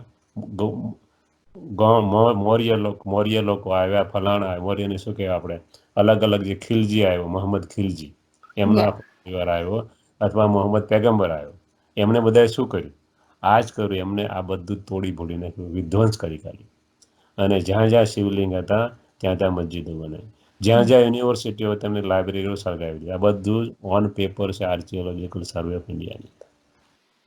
અને લોકો એમ કે ઇન્ડિયાવાળા તેમની બડાઈ હાંકે તો એને કહેવાનું લોર્ડ્સ ઓફ હાઉસમાં 1835ના ડોક્યુમેન્ટ થયેલી વસ્તુ છે એની પાર્લામેન્ટની અંદર. એમાં એ લોકોએ કમ્પ્લીટ એનું વર્ણન કરેલું છે કે I have travelled breadth and width of Bharat. ત્યારે ઇન્ડિયા શબ્દ બી નહોતો, ભારત. અને હું તમને છાતી ઠોકીને કહું છું કે આ દેશને ગુલામ ના બનાવી શકાય. ગુલામ બનાવવાનો એક જ રસ્તો છે, આની ગુરુકુલમ સિસ્ટમને તોડી નાખો. અને એ લોકો નવો લો આવ્યા, જેને new education act, Indian education act કહે છે, એ લાવ્યા. અને અત્યાર સુધી હમણાં ભાજપ ગવર્મેન્ટ, હું 2 દિવસ પહેલાં વાંચતો હતો ન્યૂઝની અંદર હેડિંગમાં, કે ભાજપ ગવર્મેન્ટ હવે મોટું શિક્ષણમાં પરિવર્તન લાવી રહી છે. ઓલરેડી લો પાસ થઈ ગયો, નવી સિસ્ટમ લાવી છે એજ્યુકેશનની, જે આપણી કેનેડિયન સિસ્ટમને ઘણી બધી મળતી આવે છે. કહેવાનો અર્થ કે આટલા વર્ષ સુધી એ લોકોએ રાજ કર્યું, આપણી સિસ્ટમ તોડી નાખી, અને 100 મિનિટ હું તમને એક વિડીયો મોકલીશ, રાજીવ દીક્ષિતનો છે, જોજો કે આપણા યા ભારતમાં શું હતું અને શું કે છે. બરાબર છે. એટલે યા આપણી આવી વિશાળતા હતી જે આપણે ગુમાવી. કેમ? આપણે આપણો ધર્મ ભૂલી ગયા, આપણે આપણું કર્મ. હવે આ દુનિયા કયા કયા લો ઉપર ચાલે છે એના એક ઝલક મારી દઈએ. મેન મેડ લોસ એટલે કે માણસોએ બનાવેલા કાયદા. હા, રિલિજિયસ લીડર, કારણ કે મુખ્ય ધર્મ છે પાયો છે દરેક આખી દુનિયા, આખી મનુષ્ય સૃષ્ટિનો. રિલિજિયસ લીડર જે હતા, ધાર્મિક નેતાઓ, એમને શા માટે કાયદા બનાવ્યા? એનું રીઝન હતું કે to maintain high standard of morality, harmony, love and piece in society. સમાજમાં પોપ્યુલેશન વધે છતાં દરેક વર્ગ પોતપોતાની રીતે એકબીજાને સહકાર આપે, હાર્મનીમાં રહે, પ્રેમથી રહે, એટલા માટે એમને દરેકે ધાર્મિક લો બનાવ્યા. ધર્મ જૂનામાં જૂનું, સાયન્સ આવ્યો ને 400 વર્ષ, 400 વર્ષ પહેલા સાયન્સ શું તે કોઈને ખબર નહીં. 400-500 વર્ષ, 150 વર્ષ પહેલા કેનેડા નહોતું, 800 વર્ષ પહેલા સ્ટેટ્સ નહોતું, આપણે બધા જ જાણીએ છીએ. એટલે કે ભારત સોનાની દુનિયા હતી, બધા જ ત્યાં જતા હતા. અંગ્રેજો ઈસ્ટ ઇન્ડિયા કંપની લઈને આવ્યા હતા વેપાર કરવા. એમને જોયું લડે છે, લડાવીને એમને રાજ લીધું છે, બીજું કશું જ નથી કર્યું. પરમાત્મા એમ કે છે એ લડીને રાજ પાછો આપશે. કેવી રીતે? તો કે રશિયા અને અમેરિકા જો ભેગા થઈ દુનિયા પર રાજ કરી શકે, બંને ક્રિશ્ચિયન કન્ટ્રી જ છે, પણ કાયદો નથી ચાલતો કે કોઈના હાથમાં દેવતા સિવાય પૂરા વિશ્વનું રાજ કોઈ કરી શકે. એટલે કે એ ક્યારેય કરી ના શકે. બંને લડ્યા જ કરશે. અંતમાં આખી રાજાઈનું જે મુગટ છે એ કૃષ્ણના હાથમાં આવશે. એટલે ક્રિશ્ચન અને કૃષ્ણ બંનેની રાશિ મળતી આવે. પરમાત્મા ઘણી વાર આવું કહે છે. એટલે આપણી પાસેથી જે ડિવાઇડ એન્ડ રૂલ કરીને રાજ લઈ ગયા, એ જ રીતે એ લોકો ડિવાઇડ એન્ડ રૂલમાં લડશે અને રાજ કૃષ્ણના હાથમાં આવશે. એટલે આપણે કૃષ્ણના મોઢામાં માખણ બતાવ્યું છે. માખણ એટલે કોઈ પેલા સ્થૂળ માખણ નહીં, કૃષ્ણના હાથમાં વિશ્વની રાજાઈનું માખણ આવે છે. સ્થૂળમાં બતાવ્યું છે કે મોઢામાં માખણ છે. બાકી કૃષ્ણ તો રાજકુમાર છે, એ કાંઈ કોઈનું ચોરી કરવા કશું જાય નહીં, એ તો માત્ર ચરિત્ર રૂપે ચિત્રણ કરેલું છે. ત્યાર પછી છે બીજા પ્રકારના લો, નેચર લો, જેને કહેવાય law of nature. Physical science, જેને સાયન્સ છે પોતાની રીતે રજૂ એ પ્રમાણે ચાલે. તો કે દરેક વસ્તુ બાયોલોજીકલ લો, એટલે કે એ જ આવે સતો, રજો, તમો, જે આપણે જોયું. આપણે કે કોઈ પણ વસ્તુ પહેલાં બ્રાન્ડ ન્યૂ, પછી ન્યૂ, પછી મીડિયમ, પછી ઓલ્ડ, અને પછી કોલેપ્સ, જે અથવા નવી આપણે બનાવી પડે. આઈધર ઓર. અને બુદ્ધિઝમમાં એવું કહેવામાં આવ્યું એને લો ઓફ ઇમ્પરમેનન્સ, એટલે કે આ દુનિયામાં કોઈ પણ વસ્તુ સદા નથી. સદા 3 જ વસ્તુ છે. કઈ? આત્મા, પરમાત્મા અને પ્રકૃતિ. પણ આ બધામાં પરિવર્તન થાય. પરમાત્મા જ એક એવી વસ્તુ જેમાં કોઈ પરિવર્તન ના થાય. આત્મા અને પ્રકૃતિમાં હંમેશા પરિવર્તન થાય. એટલા માટે આપણે એમ કહીએ છીએ પુરુષ અને પ્રકૃતિનો ખેલ છે. પુરુષ એટલે મેલ નહીં, પર એટલે કે ઉપર, અસ એટલે કે રહેવાવાળી, પુરુષ એટલે આત્મા કરે. એટલે આત્મા અને પ્રકૃતિનો આ ખેલ છે, જે ચાલ્યા જ કરે છે, સતો, રજો, તમો. ત્યાર પછી લો ઓફ કર્મ.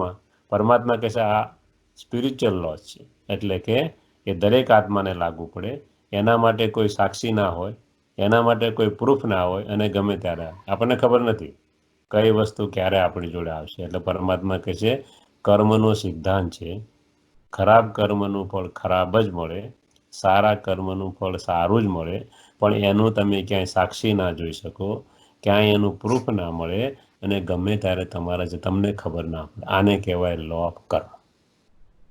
પછી આગળ જઈએ, કોઝ એન્ડ ઇફેક્ટ. કોઈ પણ વસ્તુનું કારણ હોય. પરમાત્મા કોઈ એમ ના કે પરમાત્મા એક ભગવાન આને મારી નાખ્યો, ના. એમ કે એટેક આવ્યો અને મરી ગયો. એટલે કે કોઈ પણ વસ્તુના આ દુનિયામાં કારણ હોય અને એનું નિવારણ હોય, એટલે કે એનું રિઝલ્ટ શું છે એવું. ત્યાર પછી લો ઓફ ફ્રુશન, એટલે કે ફળનો સિદ્ધાંત. ફળ 3 પ્રકારના હોય. તરત ફળ મળે. ગરમ સ્ટવ ઉપર હાથ મૂકીએ એટલે 100% દાજી જાય. એને ઇન્સ્ટન્ટ ફ્રૂટ કહેવાય, તાત્કાલિક. પછી શોર્ટ ટર્મ, આપણને મેડિકલ કોલેજમાં એડમિશન મળે, 5 વર્ષ મહેનત કરીએ, ભણીએ, એટલે આપણે ડૉક્ટર થઈ જઈએ. આપણે જોઈ શકીએ કે 5 વર્ષમાં કે 10 વર્ષમાં આપણે ડૉક્ટર થઈ જઈશું. એને કહેવાય શોર્ટ ટર્મ. પછી લોંગ ટર્મ, દાખલા તરીકે આપણે કોઈ હોસ્પિટલ બનાવી, તો એને ખૂબ એપ્રિસિએશન મળે, સમાજ તરફથી વાહ વાહ થાય, ફોટા આવે, પેપરમાં નામ આવે, એ અડધું ફળ જતું રહ્યું. કહેવાનો મતલબ અહીંયા ફળ મળ્યું, અને બાકીનું જે કંઈ રહ્યું એને નેક્સ્ટ બર્થમાં મળે. એટલે એને કહેવાય લોંગ ટર્મ ફ્રૂટ. એટલે ફ્રૂટ 3 પ્રકારના: instant, short term, long term. આ ફ્રૂટનો સિદ્ધાંત છે. પણ મળે ખરું ખરું ને ખરું. પ્રકૃતિ કોઈનું કોઈની પાસે રાખતી નથી, પાછું આપે ને આપે છે. પછી કયા ઇન્ટેન્શનથી, કઈ સભાનતાથી, કઈ ચેતનાથી આપણે કામ કરે છે, એના આધારે કર્મ, સુકર્મ, અકર્મ અને વિકર્મ બને. તો પહેલી વાત તો સુકર્મ કોને કહેવાય? આપણે આપણી જાતને આત્મા સમજીને પરમાત્માની યાદમાં જે કામ કરી એને કહેવાય સુકર્મ. તો પછી અકર્મ કોને કહેવાય? આપણે આપણી જાતને આત્મા સમજીએ પણ પરમાત્મા ભૂલી જઈએ એને અકર્મ કહેવાય. દાખલા તરીકે દેવતાઓ જે કામ કરે એ અકર્મ. કેમ? પોતે સંપૂર્ણ આત્માભિમાની છે. એમને ખબર છે કે હું બેઝિકલી આત્મા છું, આત્માનું સ્વરૂપ છું. એને ભૂલાતું જ નથી. આપણને દેહ નથી ભૂલાતો, તો દેવતાઓને આત્મા નથી ભૂલાતો. એટલે દેવતા જે કર્મ કરે એમનો કર્મ બંધન લાગે નહીં, કારણ કે પોતે સંપૂર્ણપણે આત્માભિમાની છે. પણ પરમાત્માનું જ્ઞાન નથી. કોઈ પણ દેવતાને જેવું ઘર છોડે, કોઈ પણ આત્મા પરમધામ છોડે એટલે ક્યાંથી આવે એ ભૂલી જાય, અને પરમાત્મા કોણ છે એ યાદ ના રહે. ખાલી એટલું જ યાદ રહે કે હું આત્મા છું. એટલે કે એને પરમાત્માનું જ્ઞાન નથી. એટલે ધીમે ધીમે ધીમે નીચે ઉતરે. કેમ? ઉતરાય ઘણી ઓછી હોય, ડાઉનફોલ ઘણો ઓછો હોય, પણ પોતે સુખ ભોગવે છે જે કર્મ કર્યું એનું. એટલે કે એની ઉતરાય ચાલુ છે. એટલે અકર્મ બને. જે છે ભાથું એમાંથી ધીમે થોડું થોડું થોડું ખાય છે. અને વિકર્મ ક્યારે બને? જેવું દેહભાન આવે. આપણને પહેલું તો ખબર નથી. જેવા દેવતા બન્યા એટલે ઘર ભૂલી ગયા, પરમાત્મા ભૂલી ગયા. જેવા દ્વાપરમાં આવ્યા એટલે દેહભાન આવ્યું. એટલે કે દેહભાનને આધીન અને પરમાત્માની યાદ તો આપણે હતી જ નહીં. દેવતાઓને બી જ્ઞાન નથી પરમાત્મા કોણ છે, કારણ કે એમને જરૂર નથી. ક્યાંથી આવા જાણવાની એમને કોઈ જરૂર નથી. સંપૂર્ણ સુખ, સંપૂર્ણ શાંતિ છે. એટલે કહેવત છે, સુખ દુઃખમાં સિમરણ સબ કરે, સુખ મેં કરે ન કોઈ. यदि सुख में सिमरण करे तो दुख काहे को હોય. જો સુખમાં ખરેખર પરમાત્માને યાદ કરે દુઃખ આવે જ નહીં. પણ નિયમ છે પ્રકૃતિનો, સુખમાં કોઈ યાદ ના કરે, દુઃખમાં જ યાદ કરે. એટલે કે દેહભાન આવે, પરમાત્મા યાદ ના હોય, અને જે કર્મ કરીએ દેહભાનને આધીન એને કહેવાય વિકર્મ. એટલે ગીતામાં લખેલું છે કર્મ, અકર્મ, વિકર્મ. કર્મ એટલે સુકર્મ, આત્મા સમજી પરમાત્માની યાદમાં કર્મ કરવું એ સાચું કર્મ, એટલે ખાલી કર્મ. વિકર્મ એટલે દેહભાનમાં અને પરમાત્માની યાદ તો છે જ નહીં, એ વિકર્મ. અને અકર્મ એટલે કે દેવતા કરે અને અકર્મ કહેવાય. એટલે કે આ દુનિયાનો ડ્રામા આ અલગ અલગ પ્રકારના નિયમ છે એના આધારે ફર્યા કરે. આ છે આપણું લેસન નંબર 4. અહીંયા પૂરું થાય છે કે સૃષ્ટિ ચક્ર કેવી રીતે ફરે. આપણે 1 મિનિટ માટે આપણે આ ચક્રમાં ફરવાનો પ્રયત્ન કરશું. હું અહીંથી કોમેન્ટ્રી આપીશ, તમારે માત્ર સંકલ્પ ચલાવવાનો છે. અચ્છા. ઓમ શાંતિ. ઓમ શાંતિ. હું આત્મા ભ્રુકુટીની વચ્ચે બિરાજમાન છું. હું આત્મા પરમાત્માની સર્વ શક્તિઓ, સર્વ ગુણો અને જ્ઞાનથી ભરપૂર છું. હું આત્મા પરમધામથી આ દુનિયામાં આવી ત્યારે આ દુનિયા પર સતયુગ હતો. હું આત્મા સંપૂર્ણ નિર્વિકારી, સર્વગુણ સંપન્ન, 16 કલા સંપૂર્ણ, મર્યાદા પુરુષોત્તમ, ડબલ અહિંસક હતી. સતયુગમાં દરેક આત્માને રહેવા માટે રત્ન જડિત સોનાના મહેલ છે. દરેકની પાસે પુષ્પક વિમાન છે. હું આત્મા સંપૂર્ણ સુખમાં રહું છું. દુઃખનું નામ નિશાન નથી. ધીમે ધીમે ધીમે હું આત્મા જન્મ બાય જન્મ નીચે ઉતરું છું. મારા અહીંયા 8 જન્મ છે. ધીમે ધીમે કરતાં ત્રેતાયુગ આવે છે. શ્રી રામ અને શ્રી સીતાનું રાજ્ય સ્થાપિત થાય છે. અહીંયા પણ સંપૂર્ણ સુખ, સંપૂર્ણ શાંતિ, સંપૂર્ણ પવિત્રતા છે. થોડી જનસંખ્યા વધે છે દેવતાઓની, થોડી સુખની અનુભૂતિ ઓછી છે સતયુગ કરતાં, છતાં પણ સ્વર્ગ છે. ધીમે ધીમે હું આ યુગની અંદર જન્મ બાય જન્મ, જન્મ બાય જન્મ 12 જન્મ લઉં છું અને આવું છું ત્રેતાના અંતે. જેવો ત્રેતાનો અંત થાય છે, ધીમે ધીમે મારામાં દેહ અભિમાન આવે છે. હું પોતાની જાતને સ્ત્રી અથવા પુરુષ સમજવા લાગુ છું. બધાને આત્માને ધીમે ધીમે દેહના રૂપે જોવા લાગુ છું. ધીમે ધીમે સર્વપ્રથમ શિવલિંગની સ્થાપના કરું છું અને શિવની પૂજા કરું છું સોમનાથની અંદર. આખું મંદિર સોનેથી મડિત રત્ન જડિત છે. શિવલિંગ સંપૂર્ણપણે હીરાઓનું અને ડાયમંડનું બનેલું છે. ટોટલી આખું મંદિર સોનાનું બનેલું છે, રત્ન જડિત છે. ધીમે ધીમે રાજાઓ મહારાજાઓની સંખ્યા વધે છે. અંદર લડાઈ ઝઘડાઓ વધે છે. શિવજીની પૂજામાં બરાબર ધ્યાન લાગતું નથી, એટલે ધીમે ધીમે આપણા પૂર્વજો દેવતાઓ જે આપણે જ હતા એની પૂજાની શરૂઆત થાય છે. ધીમે ધીમે એકમાંથી અનેક દેવતાઓની પૂજા ચાલુ થાય છે અને આ દુનિયા પર બીજા 4 ધર્મ આવે છે. સર્વપ્રથમ ઇસ્લામ, પછી બૌદ્ધિઝમ, પછી ક્રાઇસ્ટ અને છેલ્લે સંન્યાસ ધર્મ. ધીમે ધીમે હું આત્મા હજી નીચે ઉતરું છું, કળયુગની શરૂઆતમાં આવું છું. એક ધર્મના અનેક ધર્મ. હું આત્મા જે ધીમે ધીમે દેવી દેવતાઓને માનતી હતી, ધીમે ધીમે ગણપતિ અને હનુમાનની પૂજા કરું છું, જેવા કોઈ દેવતા હતા નહીં. દરેક રૂપક છે, આપણે આગળ જોઈશું. દરેકના અંગનું મહત્વ. ધીમે ધીમે હું આગળ વધું છું, મારું મન લાગતું નથી પરમાત્માની પૂજામાં. એટલે ધીમે ધીમે દેવતાઓને છોડી આગળ વધીએ છીએ, યજ્ઞ તપ જપ કરીએ છીએ. ધીમે ધીમે આગળ વધીએ છીએ, એમાં પણ મન લાગતું નથી. પીપળ છે, તુલસી છે, વૃક્ષની પૂજા કરીએ છીએ. ધીમે ધીમે આગળ વધીએ છીએ, એમાં મન નથી લાગતું, ગુરુઓની પૂજા ચાલુ થાય છે. જેમનું શરીર પવિત્ર નથી એમની પણ પૂજા કરીએ છીએ. ધીમે ધીમે માણસ ઓર પતિત બને છે, કળયુગનો અંત આવે છે, પરમાત્મા બ્રહ્માના તનમાં આવે છે અને આત્મા પરમાત્મા અને સૃષ્ટિ ચક્રનું જ્ઞાન આપે છે.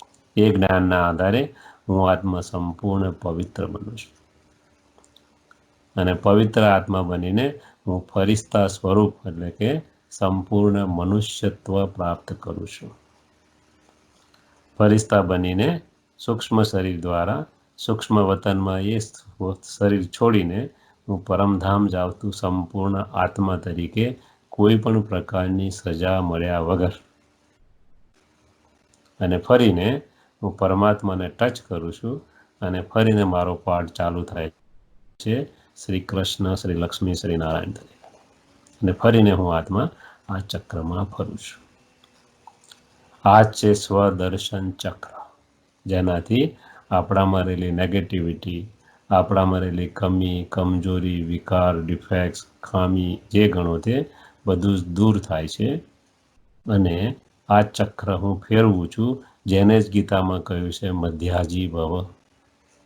મનમના ભવ એટલે આત્મા સમજી અને પરમાત્માને યાદ કરવા. મધ્યાજી ભવ એટલે કે સ્વદર્શન ચક્રધારી બનવું, એટલે કે આત્માને આ ચક્રમાં જોવી, જેનાથી આપણામાં રહેલા પાપ કર્મ દગ્ધ થાય છે. અચ્છા, ઓમ શાંતિ.